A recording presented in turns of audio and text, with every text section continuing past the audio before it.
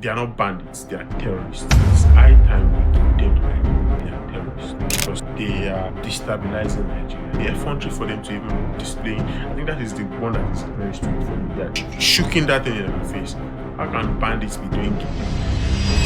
I'm just so emotional about this thing. I don't want to have an emotional breakdown on the pod. I'm exhausted. I'm tired. I'm having to, juggle between this and that, getting everything done within a short time. If you look into my eyes, I'm sure you see a tired brother. It's that season of opening up and just speaking about things. I can't see me on social media anymore. You just see I delete my Instagram. I delete my everything. Say social media no day. Do you know what's in Kosa?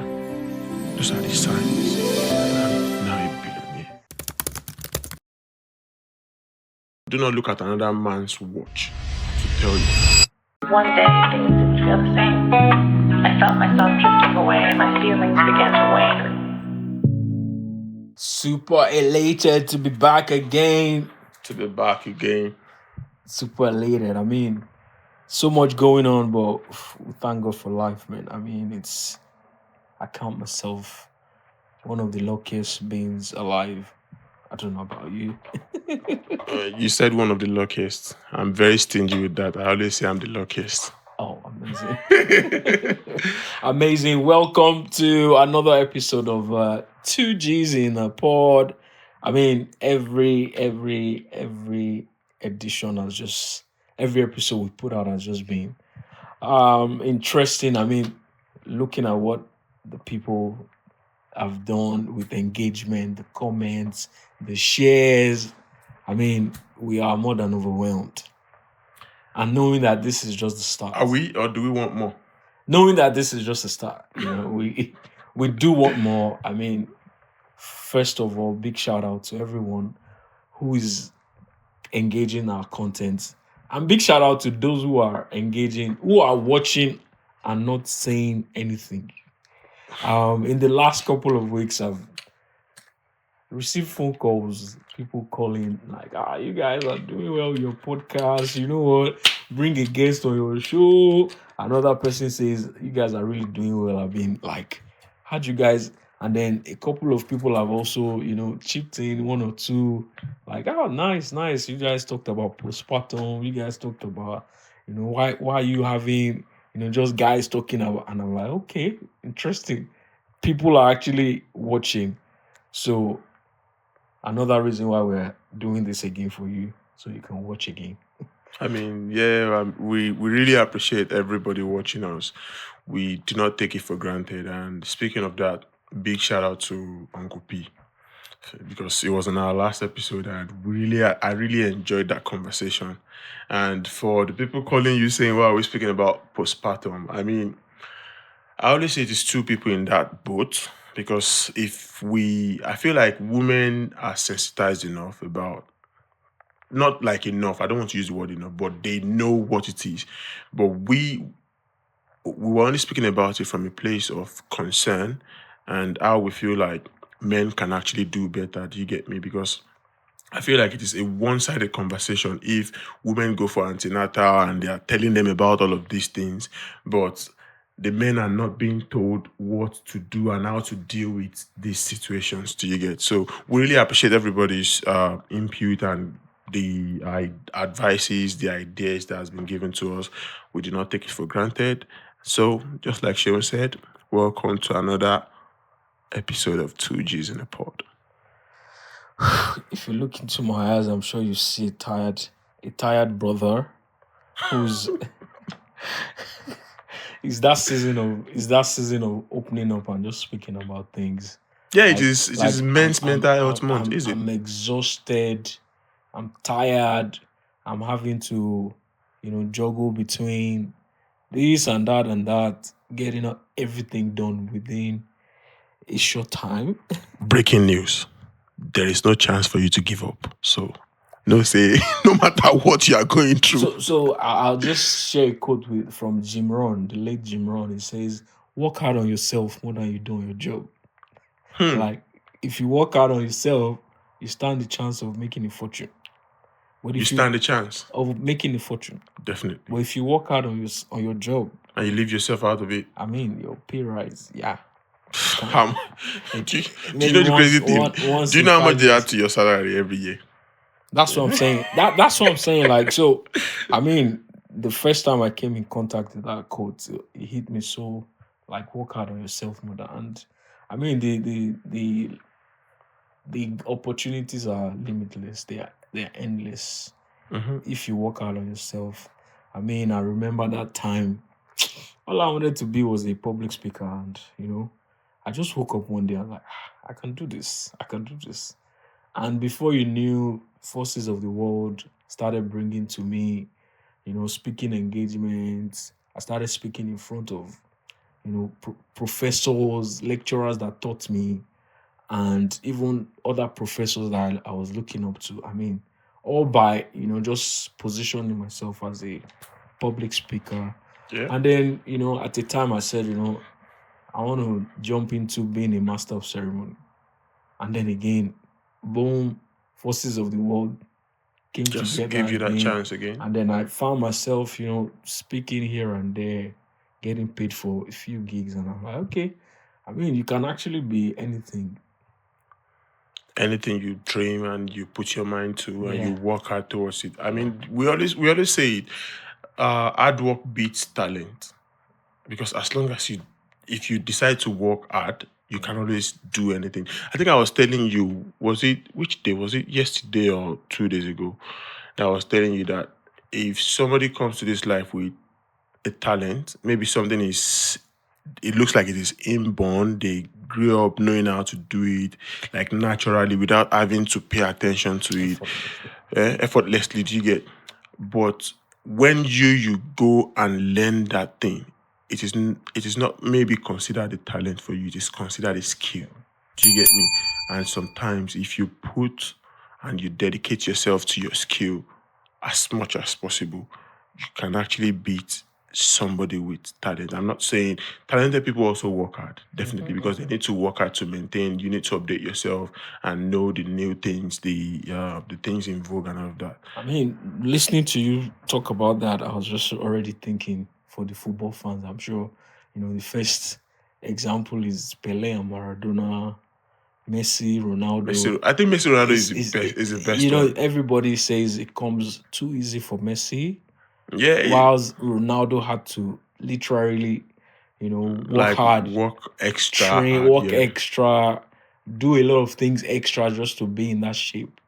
But at the end of the day, They are both at the peak of, I mean, like at the pinnacle do you get of what I'm saying? football. Like, Yeah, he won World Footballer of the Year, scored almost getting close to 1,000 goals.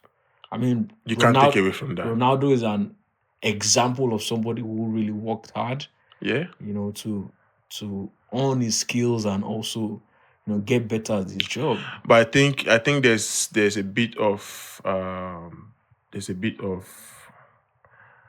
should I say, disservice that is done to Ronaldo. I'm not a Ronaldo fan. I'm a Messi fan. Do you get? But there's a bit of disservice that is done to him.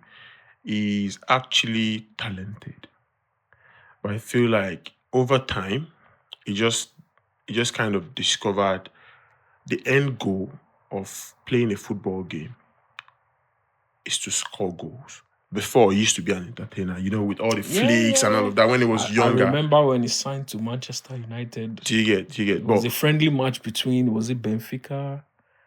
Was it? I think he played for Benfica. No, he played for Sporting Lisbon. Sporting Lisbon and United. Yeah, it was, Then he dazzled and all of that. Pre-season friendly and like, who's this? So that's the thing. I believe he's talented, but over time, he just kind of discovered, I cannot continue on this path, because as much as I have the talent, there's a lot of people with equal and much more that this football actually comes easier to them. Do you get? So what do I have to do to be above them? Especially in the era of, because these two people complement themselves so much that we do not know that they pushed each other to a different level of greatness. If Messi was not alive when Ronaldo was like at the peak of his career, Ronaldo would have won 15 Ballon d'Ors. Straight. Like nobody else go fit near him. Do you get? Straight. But we cannot also say that, because when you are looking at those kind of calculations, he may not reach that point because there's nobody competing with him. Do you get? But one thing is, let's say, okay, he's still as hardworking as he is, he would have won 15. If Ronaldo was not alive when Messi was hot, Messi would have won 15 straight as well. So like that is the level they push each other to. And I really, do you ever sit down in your house and you envy this? I think these are the kind of things I envy, not from a place of hatred or from a place of hate. Let me use the word hate. It is from a place of I wish that was me. Do you get? So what I now do is to put that kind of dedication into what I'm currently doing so that I can be better than. I'm not trying to be better than the next person. Ideally, I do not strive for, oh, I need to be the best person, blah, blah, blah. Like I always tell you, I don't want to be Elon Musk. I don't want to be the richest man in the world. Like, oh, yeah, if it comes, it comes. But that is not what I'm looking for. That's like almost less than 1%. Who is ever going to be as rich as Elon Musk? Do you get? So I'm not looking to be that. That's for that to happen again would take a lot. So for now, I'm just trying to be the best version. A billionaire. You can easily be the best version of yourself. Seun, newsflash: if tomorrow you see that you can't find me on social media, you can't find me anywhere. No, like you'd see me definitely. You're my guy. We would always converse and you be able to get in touch with me. But you can't see me on social media anymore. You just see I delete my Instagram. I delete my like everything. Say social media no day. Do you know what in cause? Those are the signs that I'm now a billionaire. Because once I become a billionaire, I'm not interested in trying to, I don't want people's opinion. I think that is my own kind of billionaire. There are so many billionaires like that. I mean, it is a social media age now. Everybody is trying to, not like, because you can't tell me somebody like Elon Musk that tweets almost every time. This guy says I think he said he works 120 hours in a week or something. And he still tweets and all of that every now and then. People like Jeff Bezos, yes, they're on Instagram. Bill Gates, they're on Instagram, they're on social media and all of that. That is who they want to be.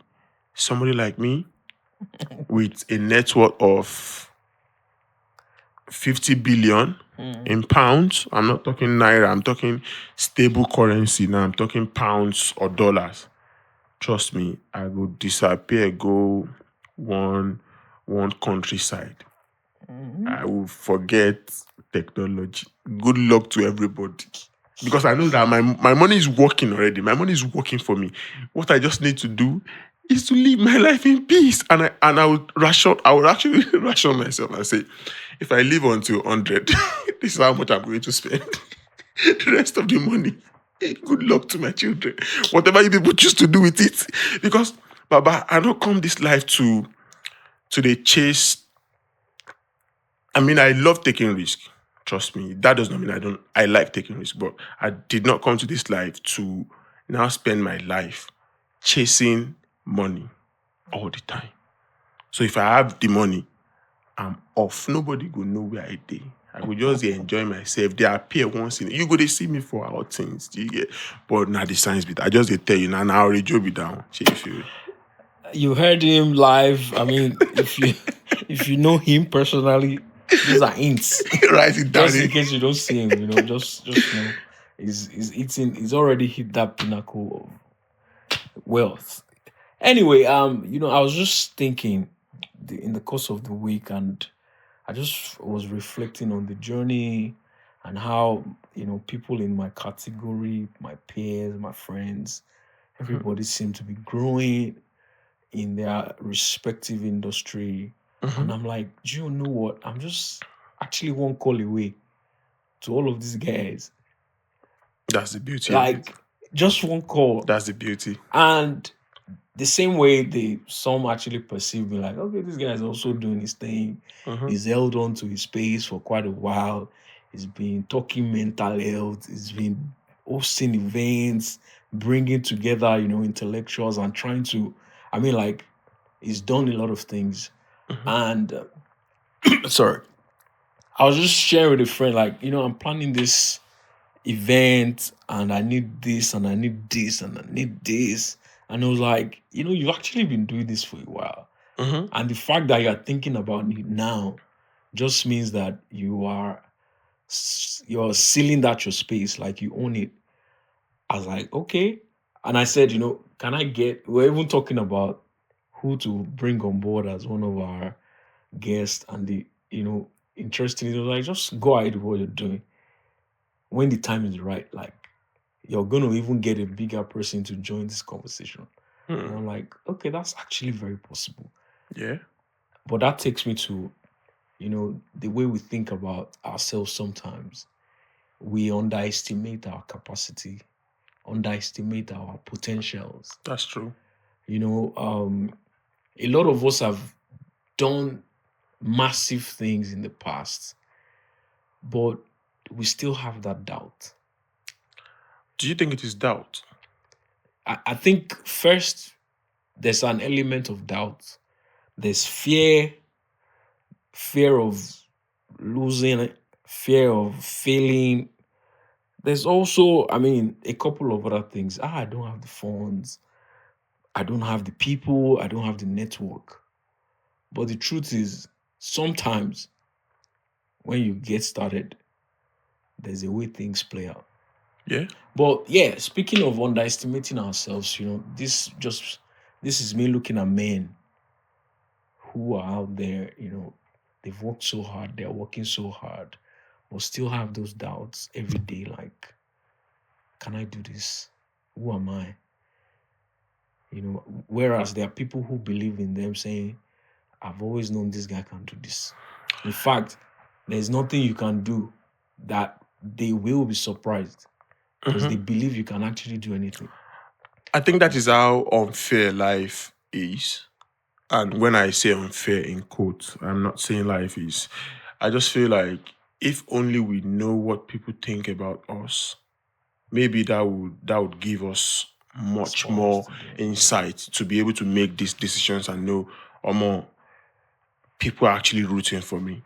I would bring an example of me being an artist. Sometimes you doubt yourself, you doubt your creativity, and you're like, I'm not so sure about this. And do you know what causes this thing?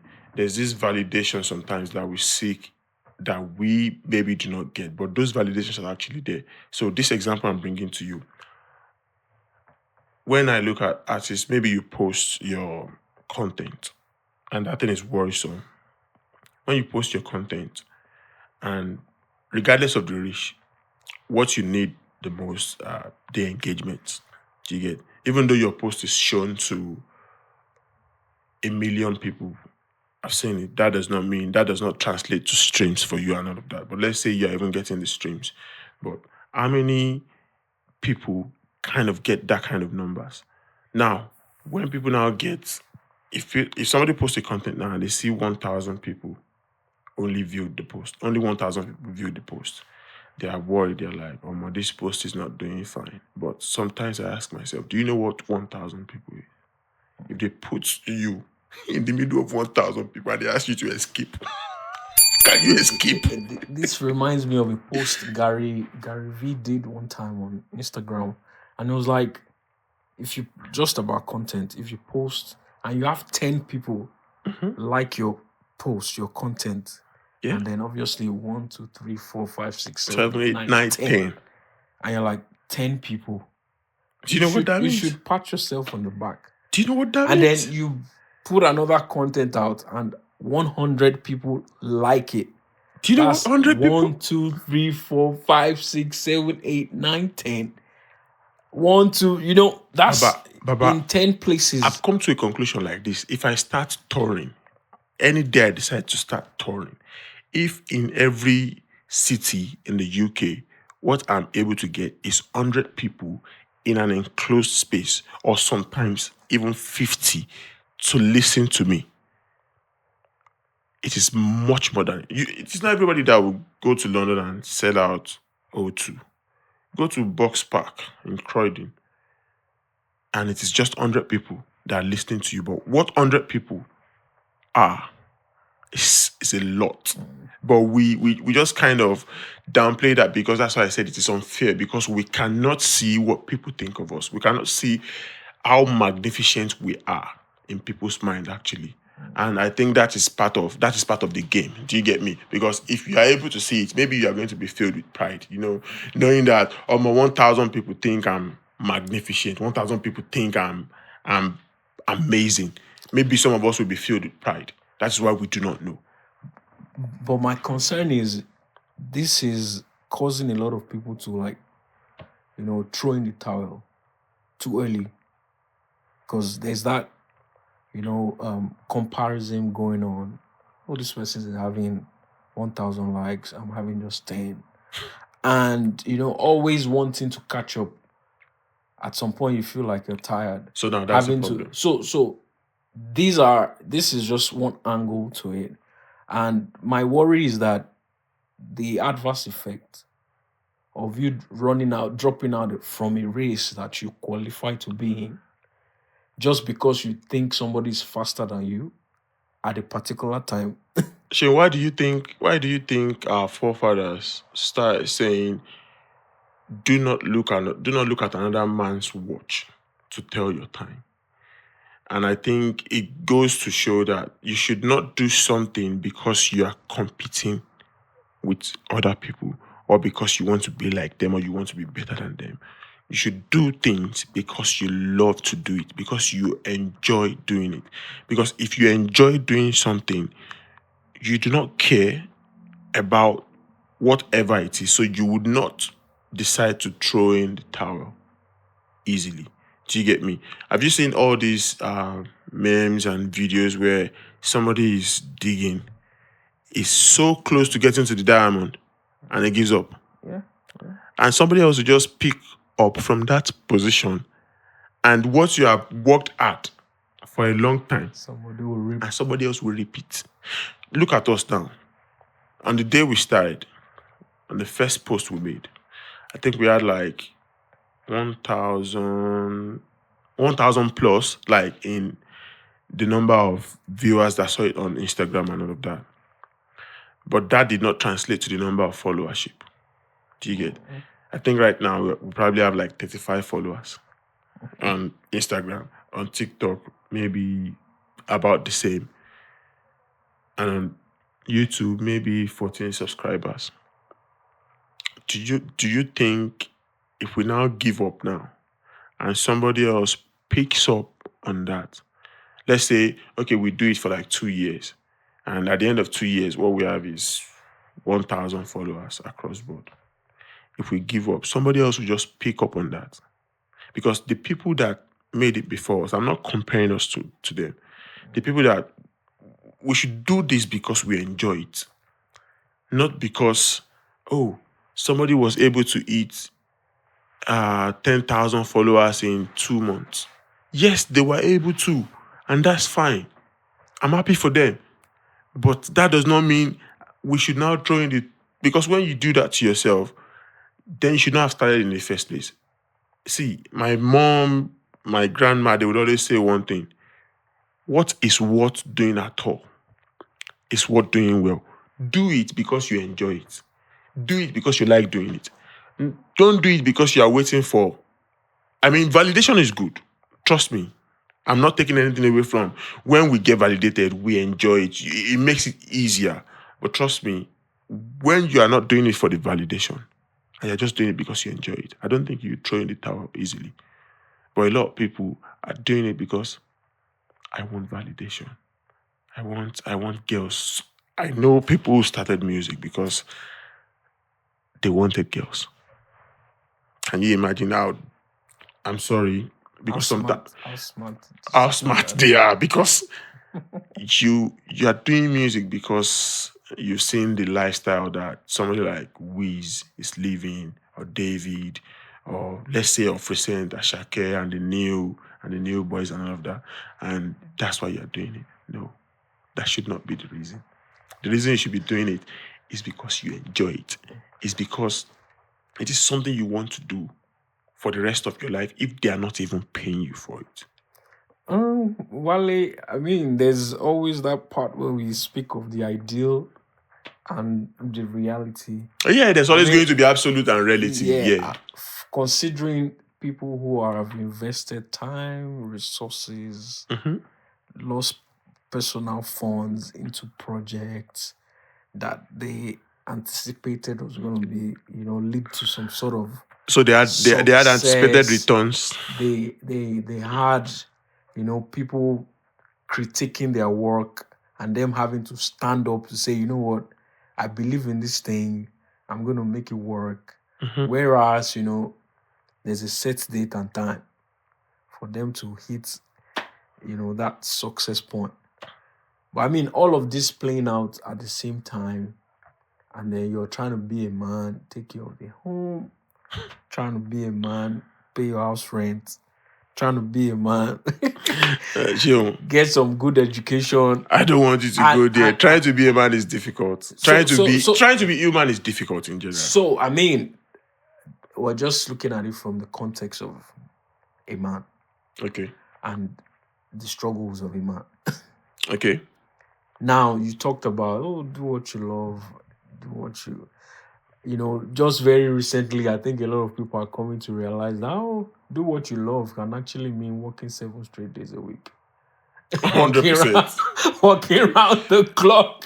But when you enjoy it. Compared to, when they say just get a job, 9 to 5, get paid your salary, and just live your simple life and just let the pressure be on the CEO looking for more money. But a lot of people are saying, I want to liberate myself. I'm tired of this employee status. I want to start my own thing.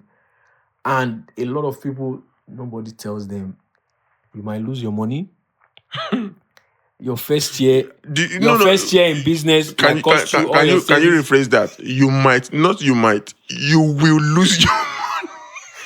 No, some people are really that smart. I mean, in a couple of months. Do you think it is about their smartness? I mean, it could be because it works out. Does not mean they did not lose. Because for whatever you see, a price was paid. Exactly. But what I'm saying is, at some point, if you made back your money in 3 months, relatively, it looks sweet. It looks sweet and easy. You're like, you figured it out in 3 months. Jay-Z once said something in one of his songs. He says, it took me 26 years to find my path. He was actually speaking to an imaginary unborn son. And it was like, my only job is to cut time in half. Like, it was saying that, I made it in I found my path in 26 years. But for my own son, I'll half it. That's in 13 years. You know what you want to do with your life. We'll be popping. So does he have any child that is above the age of 13? Yes, he probably. Have they made it? But what they are children of billionaires, but have they made it? So the point have they found their own path? The point I'm trying to make is, people are not often told how the struggle is going to be. The period, the wait period, the losses, the loneliness that will come with you trying to find yourself. You're trying to be a madman for what you believe in. For what you be. I mean, these are moments that can actually drive you crazy. You're trying to figure it out. Because, I mean, like they say, success distinguishes you from... It takes you out from the multitude, yeah. And like Ashake said, it's lonely at the top. Literally, it's lonely at the top. But you would always prefer it to be lonely there now, instead of you being... Let's be frank, that could mean anything. When you are at the top, like up there, you're not going to have your hood guys, your guys from the streets. But why not? The chances are slim. Your friends would have changed. Your PR would have changed. The kind of places you go to would have changed. I mean, your thinking pattern obviously would have been altered. Definitely, you have to. Your security would not be like all of these things. sort of like make you feel lonely. It might look like you're living the life, but the truth is that some people struggle with, having to just be alone without. So all of these are Seun, challenges. Sometimes the successful people face, sometimes even the struggling people. Seun, If you are, that is why I said, for everything you see, a price was paid. So when you get there at the top, it is now. Some people will say, "I'd rather be crying in a Bentley." You know what girls say? I don't like to hear that. No, no, I'm just saying, I'd rather be crying in a Bentley than be smiling in a Korope or something like that. You would have to choose. Here is an intentional break. I know you have been enjoying the conversation. Please subscribe, share, and like this post now. I know we've been going back and forth regarding this whole thing, but as Nigerians, there's a problem that I currently have, and we cannot act like we cannot see this thing happening. Trust me, this particular one, it it kinds of it's very close to home. No, I'm not trying to be a hypocrite, and it is going to be a case of, oh, maybe because it has gotten to the southwest and all of that. But I'm just so emotional about this thing, and I don't want to have an emotional breakdown and the pod again, just like I think our second episode where I was very angry about what the police were doing. And this one, maybe because I graduated from the Ladeke Architectural University of Technology, LATEC, and this happened in LATEC. In actual fact, there's a news that came out today. 2 days ago, I was reading about Taraba Jalingo, and they said, "Oh, these people, they are just peaceful. They've gone through this phase before, and their youths are standing up to this thing, blah blah blah." And just today, they said gunmen like terrorists or whatever. Because I hate when people call them bandits. It's high time we give them the right name. They are terrorists because they are destabilizing Nigeria. It is no longer about maybe because the effrontery for them to even be displaying. I think that is the one that is very stupid for me. They are choking that. Is it choking? Shooking that thing in our face. How can bandits be doing giveaway on TikTok? So they are not bandits, they are terrorists. So they went to Taraba, and just as we were celebrating that these people are good, they are enjoying, only for us to find out that they've gone there to do the same thing again. So what do you think is going on? Are you, as a Nigerian, how do you feel? How do you feel? How exactly is your present state of mind as somebody who has family members back in the country? I'm guessing my expression says it all, man. Like, it's really troubling to think that, these cases will happen almost every week in different states. It just not does not only expose, the security of the country, the state of the country. It puts us in a very bad state.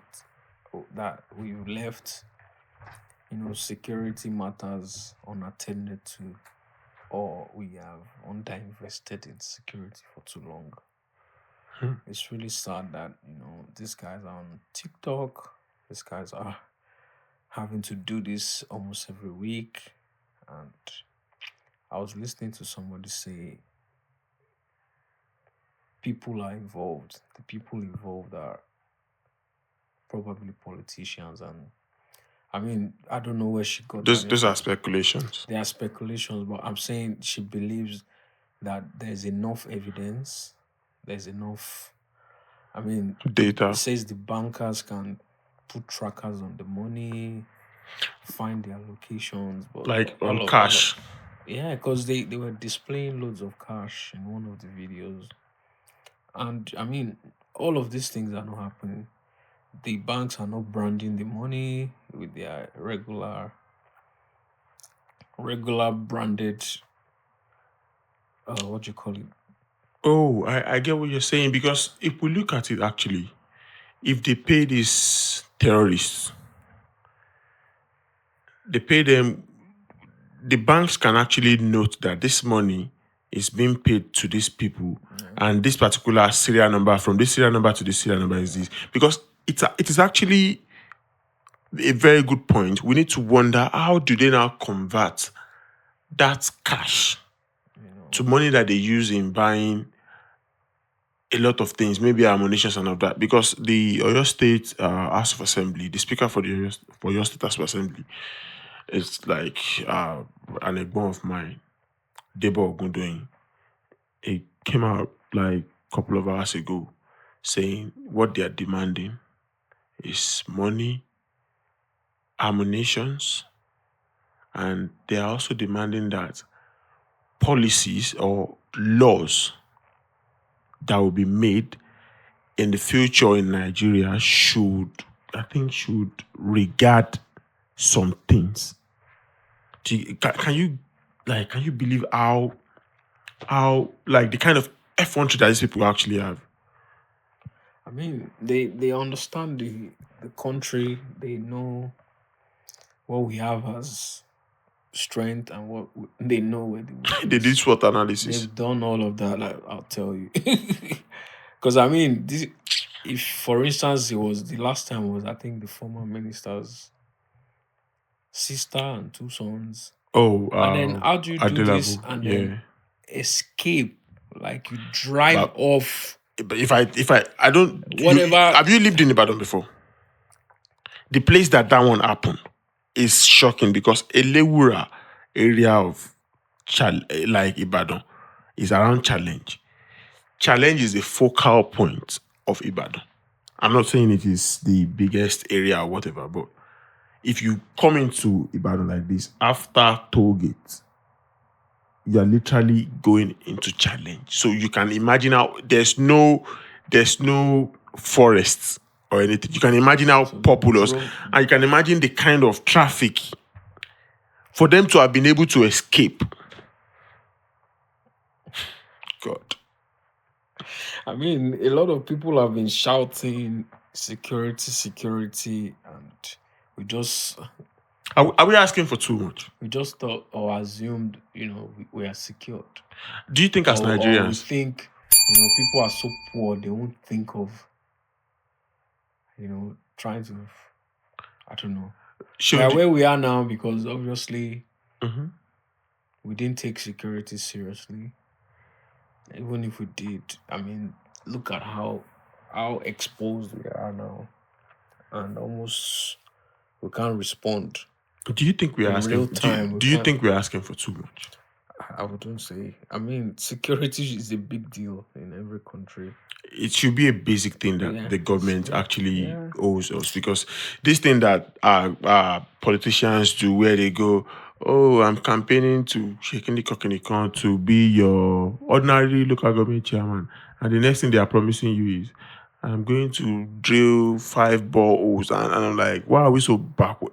You know that compared to every other sector, in terms of music, we are so at the forefront on the global stage.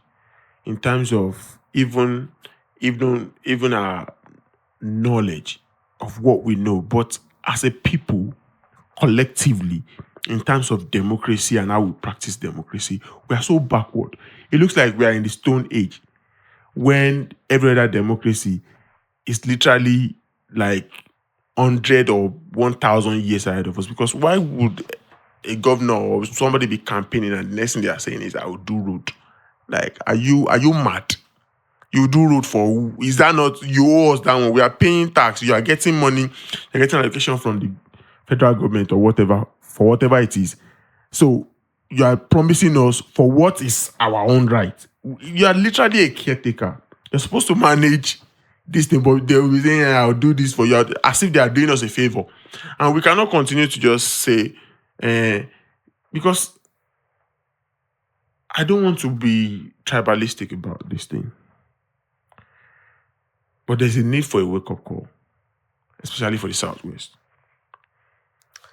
I don't think it's for a particular region, but Nigeria as a country should brace up in terms of protecting lives and prioritizing the life of an average Nigerian. We are not chickens.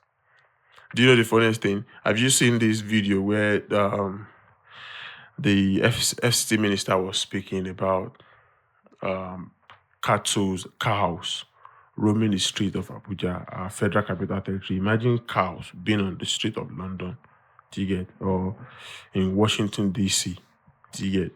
And do you know the next thing he said? People should, him dealing with those things is a matter of national security. Like dealing with getting cows off the street of our federal capital territory is a matter of national security. But when there was political issue in Rivers State, the president declared a state of emergency. Is that how it works? That's the irony of all of these things. It's really, I mean, we it's like we play too much. We play too much and then leave the most important for not so important and then pick on. It's really sad. I mean, with the masterminders, brains, intellectuals, all in government, they've got sons, daughters who are also, well read.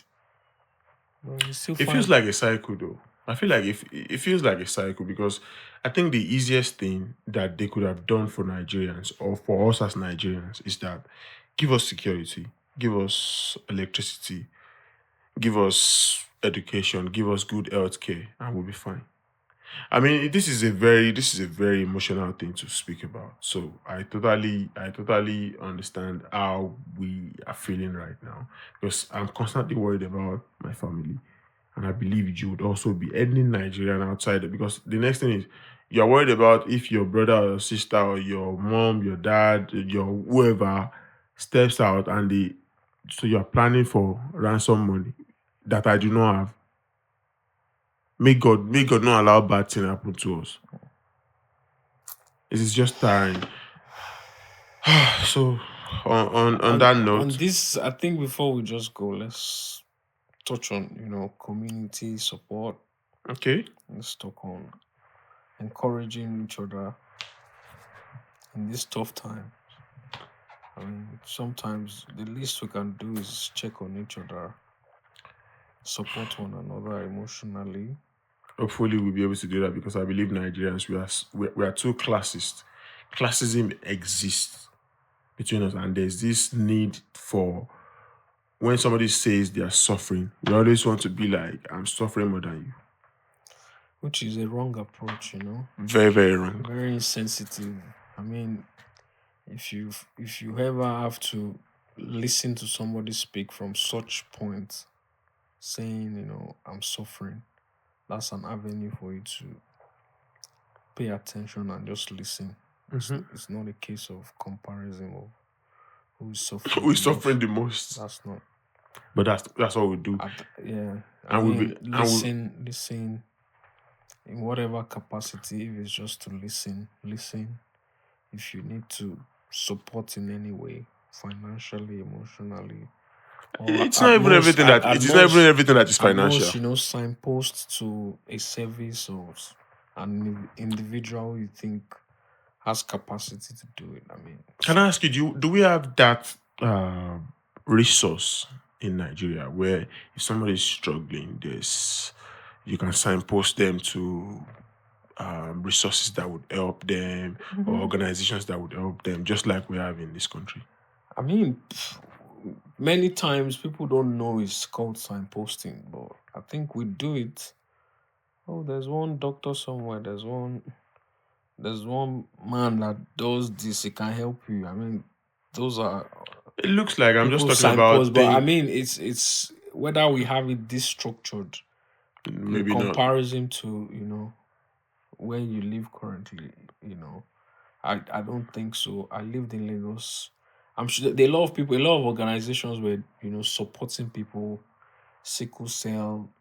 There were tons of organizations who were supporting survivors and stuff.